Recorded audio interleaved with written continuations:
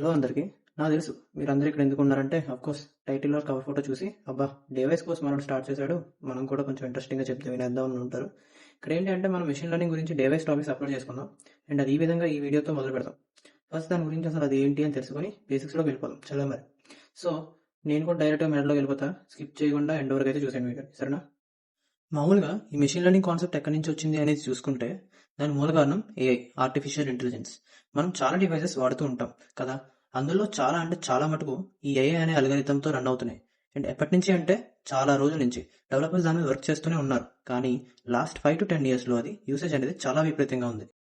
అసలు ఈ ఏఐ ఏంటబ్బా అంటే అది మనం యూజ్ చేసే మెషిన్స్ వాటంతట వాటే అవి వాటికి ఇచ్చిన టాస్క్ పర్ఫామ్ చేసేలాగా ఒక అల్గరిథం డిజైన్ చేసుకుని వాటికి హ్యూమన్స్ ద్వారా ఆ నాలెడ్జ్ అనేది ఇంపోర్ట్ అయ్యేలా చేసుకుంటాయి.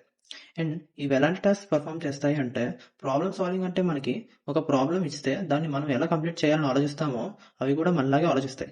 అలా కాకుండా ఒక వస్తువుని అలా నేర్చుకోండి, ఇలా నేర్చుకోండి అని మనం ఎలా నేర్చుకుంటామో అండ్ ఆ ప్యాటర్న్స్ ఎలా అండర్స్టాండ్ చేసుకుంటామో అవి కూడా ఒక ప్రాబ్లం ఇస్తే అలాగే అనలైజ్ చేసి ఆ ప్రాబ్లమ్ని సాల్వ్ చేస్తాయి.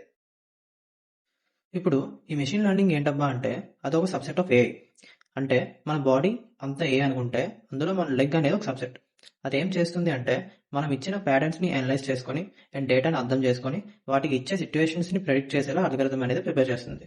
అండ్ ఒక తప్పు చేస్తే మనం ఎలా రెక్టిఫై చేసుకుంటామో అది కూడా అలానే అవి చేసిన మిస్టేక్స్ నుంచి అండర్స్టాండ్ చేసి డేటాని యాక్యురేట్గా ప్రిడిక్ట్ చేస్తుంది. సో ఈ మెషిన్ లెర్నింగ్కి ఏఐకి సంబంధం అర్థమైంది కదా. వీటికి ఒక డేటాని ఇచ్చి వాటిని ఒక సిచ్యువేషన్కి అడాప్ట్ చేసి దాన్ని ఒక రియల్ లైఫ్ మోడల్గా మనం వాడుకోవచ్చు. అండ్ అందులో మెషిన్ లెర్నింగ్ అనేది చాలా ఇంపార్టెంట్ రోల్ ప్లే చేస్తుంది. అండ్ చెప్పాలంటే దాంతోనే ఒక ఏఐ సిస్టమ్ని కూడా మనం క్రియేట్ చేయొచ్చు. ప్రస్తుతానికి అసలు ఈ టర్మ్స్ మీద కొంచెమైనా గ్రిప్ వచ్చింది అనుకుంటున్నాను. సో ఒకవేళ ఈ వీడియో మీకు నచ్చితే లైక్ కొట్టి సబ్స్క్రైబ్ చేయండి, మీ ఫ్రెండ్స్కి కూడా షేర్ చేయండి. Thank you for watching. See in the next video. Until then take care.